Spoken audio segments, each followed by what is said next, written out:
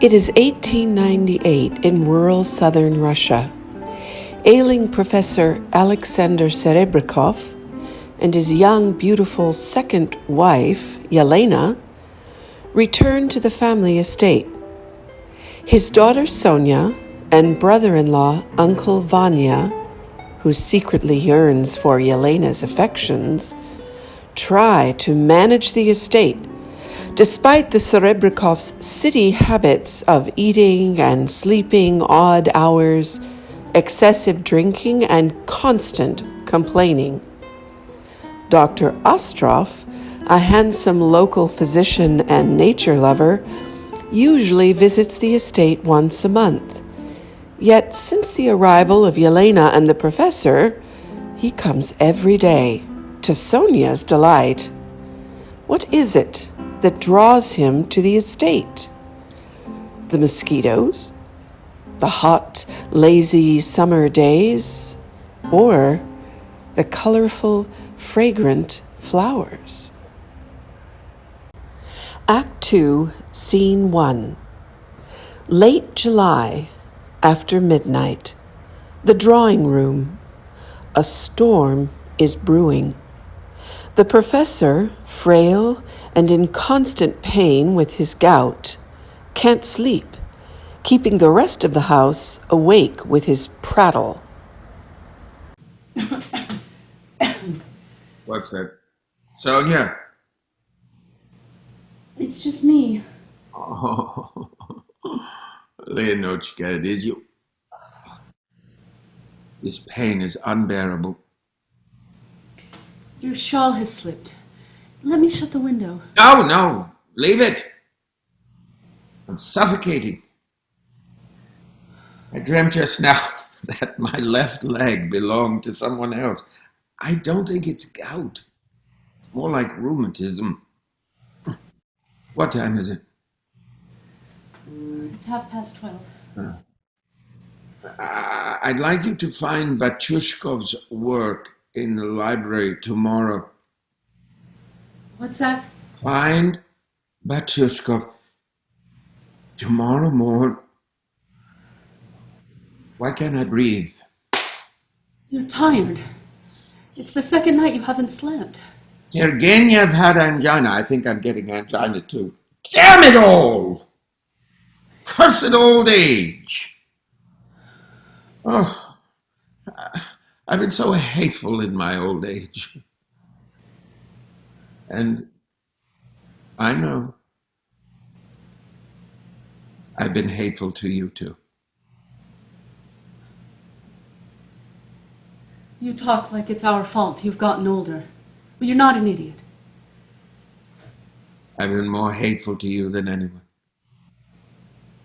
You're right. I'm not an idiot.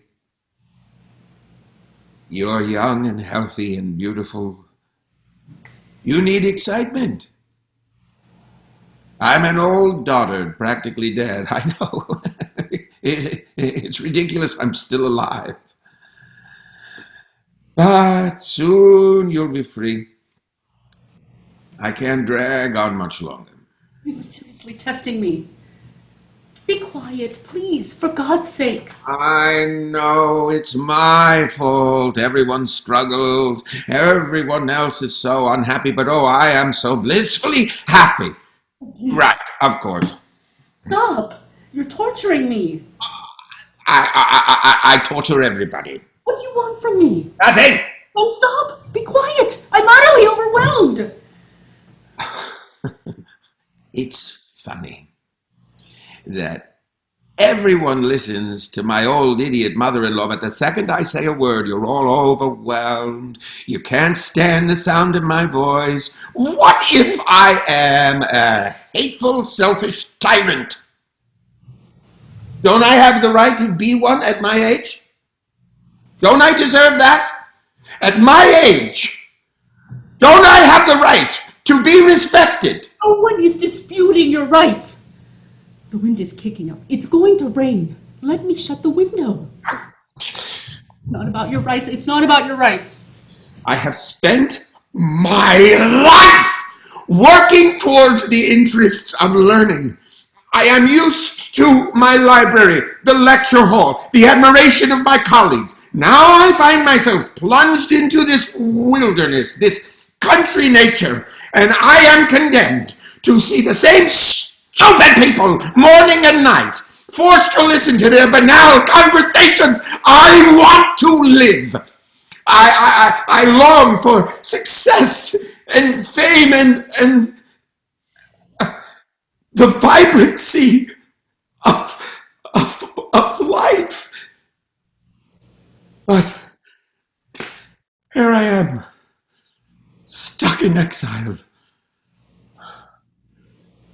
It's horrible to spend every moment grieving for the past, to see the success of others while I sit here with nothing to do but agonize over my approaching death. I can't bear it. Oj, nočky. Can you ever forgive me for being old? There's no need. I'll be old too in 4 or 5 years. Excuse me. I know, Vanya. Good. Come, Sasha. Let's go to bed.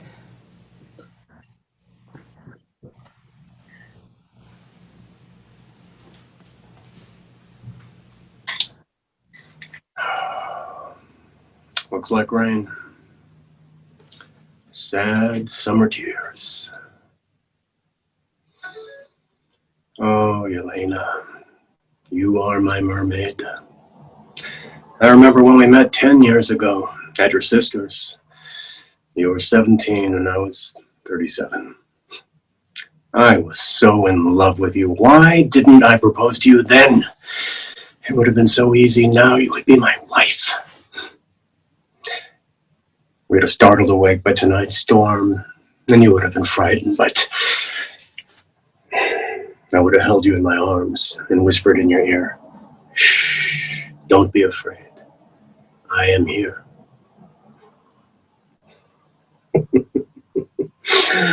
Oh, what a silly dream. So sweet and tender, laughing. Oh, my head and my heart is filled with so much love for you. But my poor sister died, and then he came along and swept you off your feet, the great professor, and now you are his wife. Damn it all to hell. Well, it doesn't matter. Yelena, she doesn't understand me, and I don't understand her. God, rhetoric of hers about the morality of indolence and that ridiculous talk about the destruction of the world. And I am such a fool. For years, I worshipped that miserable, gout-ridden husband of hers. My sweet niece, Sonia, she and I have squeezed this estate dry for his sake. We bartered our butter and peas like misers, never kept a morsel for ourselves. He used to inspire me. I was so enamored with his words, but now he's retired. He is completely unknown, and his fame burst like a hot air balloon too many years ago. God, how I allowed myself to be deceived. Oh, I see that now. Basely deceived. Act 3, early September, 12:45 p.m., the study. Sonia's secret bursts from her heart, awakening a passion within Yelena. Astrov discovers Sonia's secret, prompting a fox hunt through the forests of Russia. Vanya, while picking roses for Yelena, sees everything. Just before the professor makes a grandiose announcement that will change their lives forever. Professor, your esteemed father, Sonia, and your night owl husband, Yelena, has asked us all to be here at 1 o'clock. It's now 1:45. He has some announcement to make to the world. It's probably just business. Doesn't have business. He writes twaddle and grumbles and devours himself in jealousy. Uncle! You're right. I'm sorry. Oh, look at her. Pacing up and down out of pure idleness. Aren't you bored? You drone and drone on and on in the same key all day long. I'm sick of this tedium. What is there to do? There's plenty to do, if you just do it. Like what? You could help run this place, teach the children, care for the sick. What about that? Before you and Papa were married and came here, Uncle Vanya and I used to go to the market ourselves.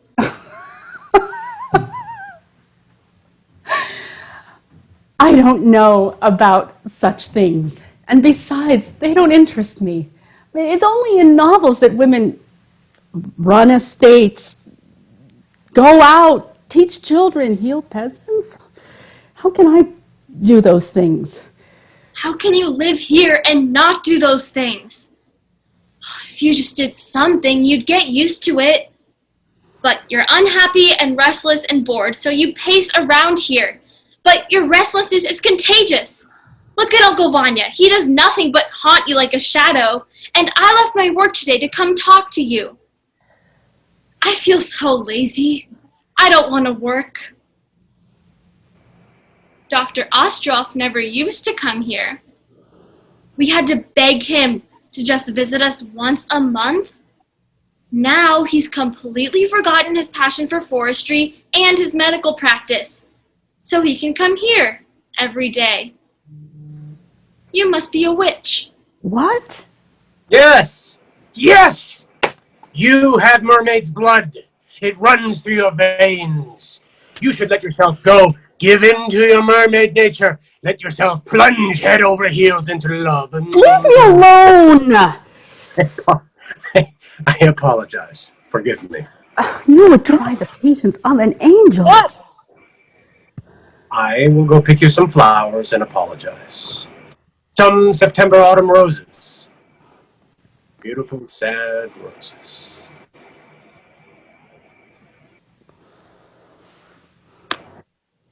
Autumn roses. Beautiful. Sad roses. September already. How are we going to get through the winter here? Is the doctor here? Yes, he's in Uncle Vanya's room, writing. Oh, I'm glad Uncle Vanya has gone out. I wanted to talk to you about something. About what? About what? Your hair is fine, Sonia. Why am I not more attractive? But you have lovely hair. No, don't say that. When a woman isn't beautiful, people say she has lovely hair or she has such lovely eyes.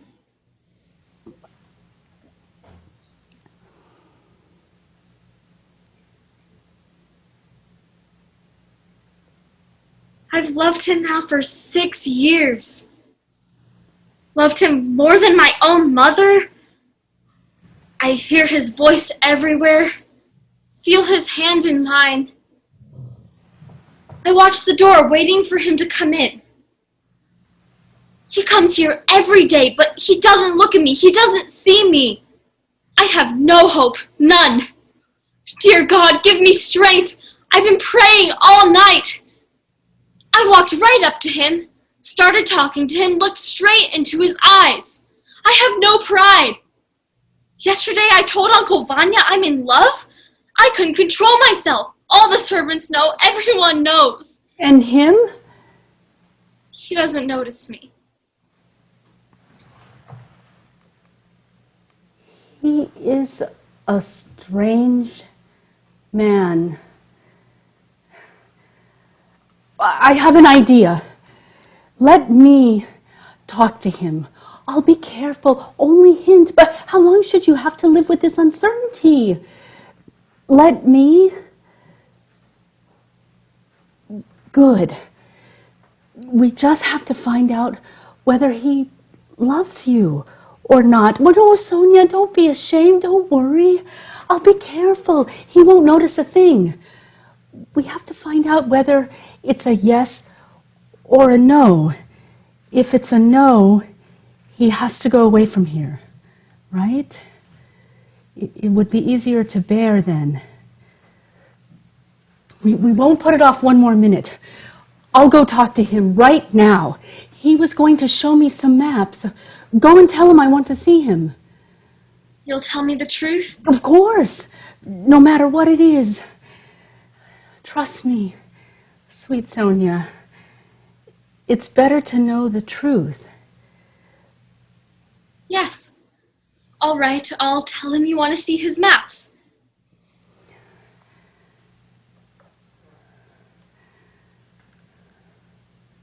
Maybe it's better not to know. And there's still hope. What's that?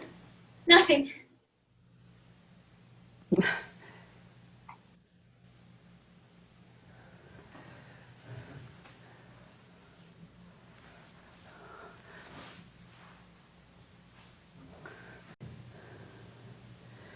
There's nothing worse than knowing someone's secret and not being able to help them.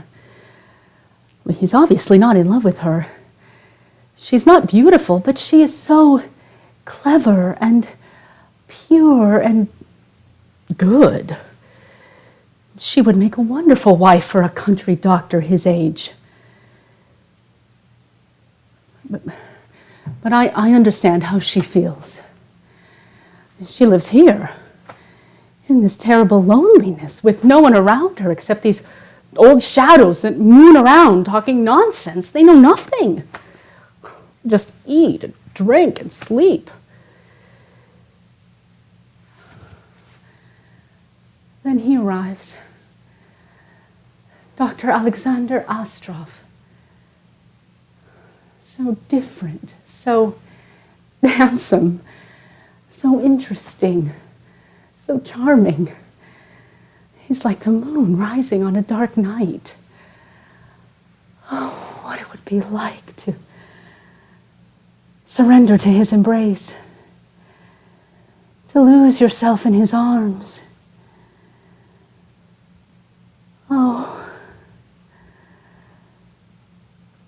Oh, I think I'm a little in love with him too. I am lonely without him, and when I think of him, I smile. Uncle Vanya says I have mermaid's blood in my veins. Let yourself plunge head over heels in love. Well, maybe I should. To be free as a bird and fly away from all these petty faces and sleepy talk and just forget them all. I'm a coward. I'm afraid. I feel guilty. All the time. He comes here every day. Now I think I know why. I should fall at Sonia's feet and beg her forgiveness. Good afternoon. You said you wanted to see me? Yes. You promised to show me your maps. Yes, I have them here. Oh. Where were you born? Where was I born? In St. Petersburg. And educated? At the conservatory there. You must be not interested in this country life, are you? Well, it's true. I don't know the country well, but I have read an awful lot. Well, I have my own desk there in Vanya. When I get exhausted, I drop everything, rush over here to lose myself in this work for an hour or so. Sonia and Vanya sit there clicking on their abacus, the crickets chirp, and I sit beside them and I draw these maps. It's warm and peaceful. I don't permit myself this luxury very often. Look, this is a map of our country as it was 50 years ago. The green, both dark and light, represent forests. Half the map is covered with it. Where the green is striped with red, the forests were filled with elk and wild goats. Here, on this lake, flocks of swans and geese and ducks used to live. There was a power of the bird of every kind then. Now they're gone, vanished like a cloud. Here, where you see these dots, were the villages and various settlements, farms, water mills, and caves. This country used to have so much cattle and horses, you can see by the large amount of blue paint. There was an average of 3 horses to every house then. Now look. Okay. This is our country as it was 25 years ago. Only a third of the map is green now with the forests. There are no more elk or goats. And see how the blue paint is lighter? Oh, yes, yeah. Now we get to the third part. Our country as it appears today. There are a few spots of green, but not much. The elk, the swans, the birds, gone. Now this shows the slow degradation which in 15 or so years will be gone completely. Now, maybe you think, well, that's progress. The old has to make way for the new. And maybe that's true. But only if roads had come to pass through these ruined woods. Or if factories and schools had been made to take their place, then people could be better educated, healthier, richer. But that's not the case. We still have the same mosquitoes, the same disease, typhoid, diphtheria, and the burning villages. We are confronted by the degradation of our country, brought on by the fierce struggle for the survival of the human race, which, to save its children, grabbed at everything that it can to still its hunger, and so it destroys everything in its path without thought for tomorrow. And so everything is destroyed without anything created to take its place. I can tell by your face you're not interested. No, I mean, it's just I don't know about these things well, and so... No, you're just not interested. Well, to be honest, I am a bit distracted. I want to ask you something, and I don't know how to say it. It's sort of a bit of an interrogation. An interrogation? Just an innocent one. Sit down. It's about a certain young girl. Can we be honest, like friends, and then afterwards we'll forget what we discussed? Very well.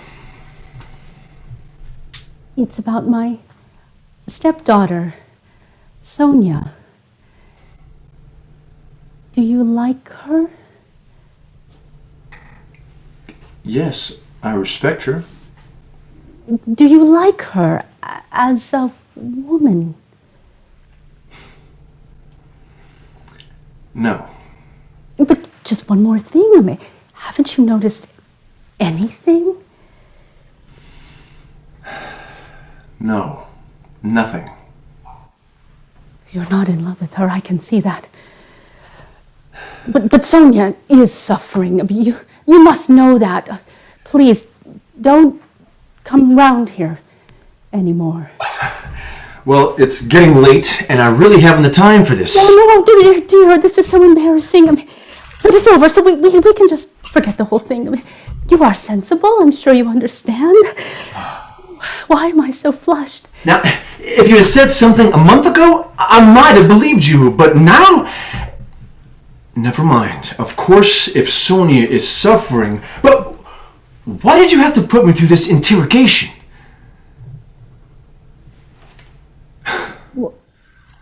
Of course. You fox. What? You wily little fox. Yes, I see Sonia is suffering, but what does that have to do with you and your little interrogation, Oh, no. Don't act so surprised. You know exactly why I come here every day. You know perfectly well who I come to see. Oh, don't look at me like that. I'm smart. I know exactly what you are doing. You fox. Well, Fox, I don't understand. Beautiful, wily fox. My goodness. I'm all yours. I surrender. Come and eat me. What? No, you've lost your mind. Are you afraid? I am stronger than you think. Goodbye. Goodbye? Don't waste words. Dear God, how lovely you are. What hands. Well, stop it. You forget yourself. Now, please, go. Yes, I'll go. But where can we meet tomorrow? We must meet. It's fate.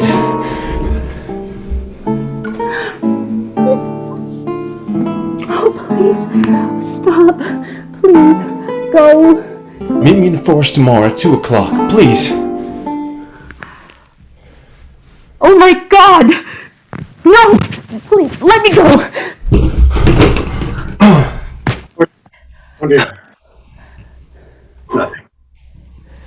Nothing. Isn't the weather glorious today, dear Vanya? This morning it was overcast. Looked like rain. But now the sun is shining. Well, I must be off.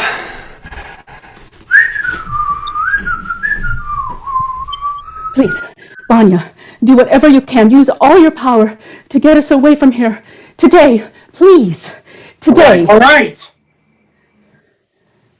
Yelena, I saw everything. Did you hear what I said? I want to go today. Now! Sonia! Hello? Vanya! Yeah. It's 1 o'clock. Where is everyone? I hate this house. It's like a labyrinth. Everyone is always scattered about the 26 enormous rooms. You can't find anyone. Leonard, it's 1 o'clock. Hello? What did he say? I'll tell you later. Oh. He said he would not come here anymore, right? All right, please be seated. I crave your indulgence this afternoon, ladies and gentlemen. So hang your ear, if I may say so, on the peg of attention. You don't need me here. I will excuse myself. No, we need you now more than anyone. What do you want? Why are you so angry? If I said something, Stop it. forgive me. What do you want? Ladies and gentlemen, I shall begin. I have asked you here, my friends, to discuss a very important matter. I want to ask for your assistance and advice, and knowing your unfailing amiability, I do think I can count on both. As you know, I'm a bookworm and a scholar, and so quite unfamiliar with practical affairs. I find I can't dispense with the help of such well-informed people as you are. The truth is, manet omnes unanas. That is to say, a night awaits us all. And since I am old and ill, I realize the time has come for me to dispose of my assets in the interests of my family. My life is almost over, but I'm not thinking of myself. I have a young wife and daughter.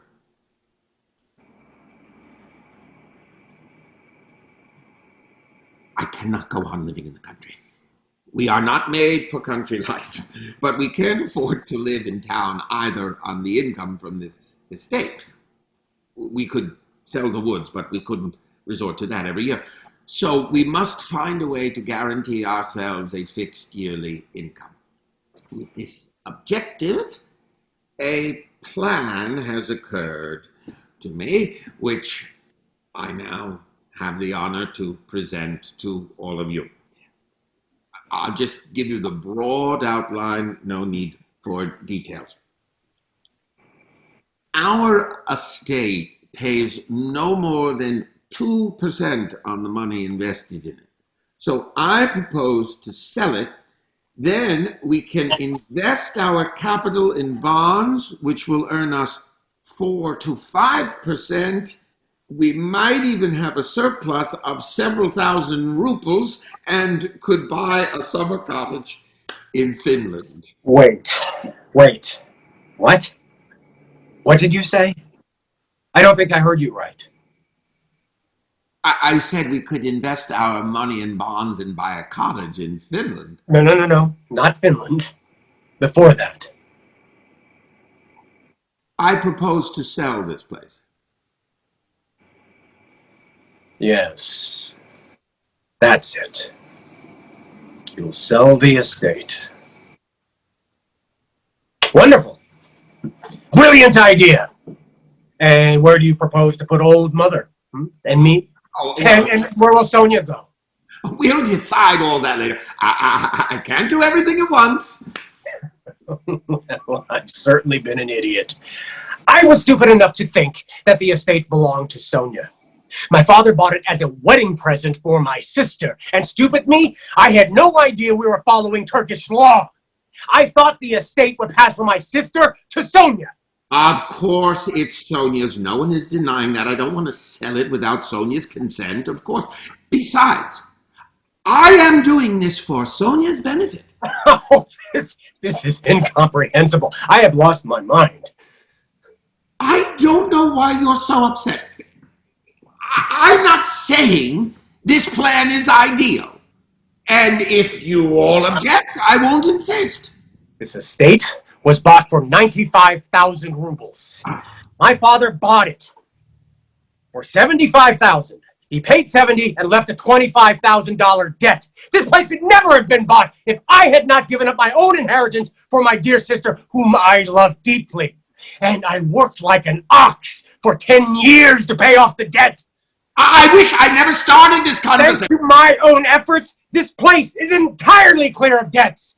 And now, when I'm old, you want to throw me out? I have no idea what you're talking about.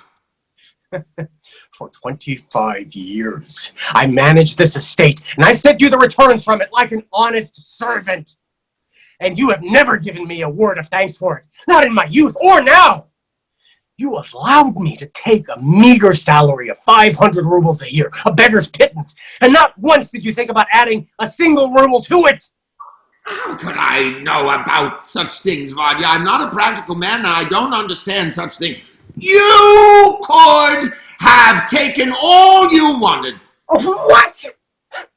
Oh, yes. Why didn't I steal? I mean, don't you all just hate me for not stealing? It would have been fair, yes? So then now I wouldn't have to be standing here like a beggar. For 25 years, I sat with my mother like a mole in a burrow. Our only thought was how to help you. We spoke your name with veneration. We were proud of your work.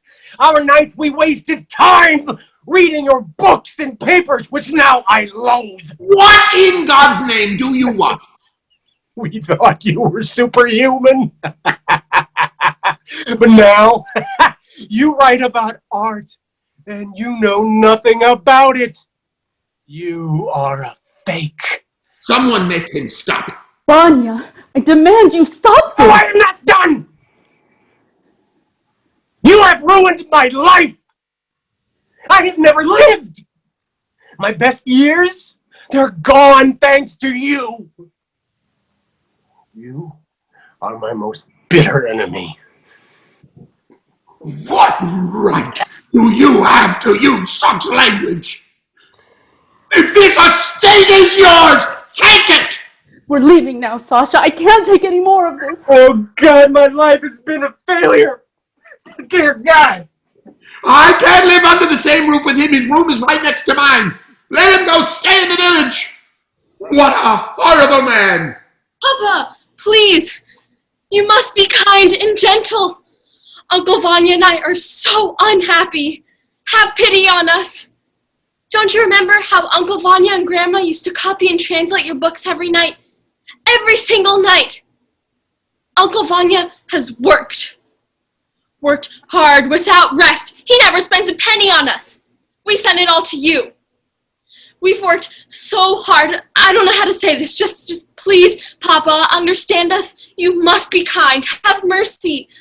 For heaven's sake, Sasha, go and talk to him. Apologize. All right. I'll try to talk to him. I'm not mad at him. He is the one who's acting like an idiot. Be gentle. Try to calm him down.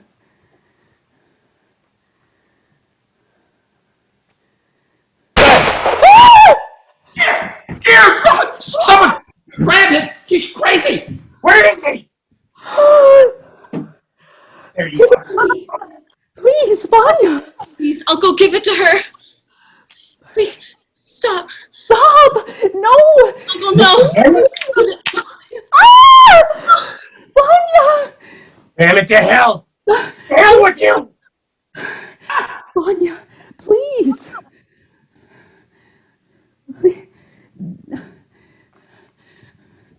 Oh, We have to go now, Sasha.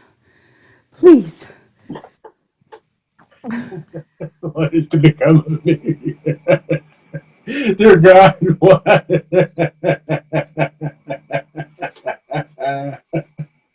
We must live, Uncle Vanya. We must live through the long days and evenings before us. We must bear the trials that fate imposes on us. We must work without rest. And when our last hour comes, we will meet it humbly. And beyond the grave, we will say we suffered and wept, that our life was unhappy, but God will have pity on us. Then, sweet dear uncle, we will see a bright and beautiful life. We'll rejoice and look back on our sorrow with a tender smile. We shall rest. I have faith, Uncle. Fervent, passionate faith. We shall rest. We'll hear the angels and see heaven shining like a jewel. We'll see all evil and pain fade away in the great compassion that embraces the world. We shall rest. I have faith. Our life will be peaceful and tender and as sweet as a caress. I have faith. Poor sweet Uncle Vanya. You've never known happiness. But wait, Uncle, wait! We shall rest. We shall rest. We shall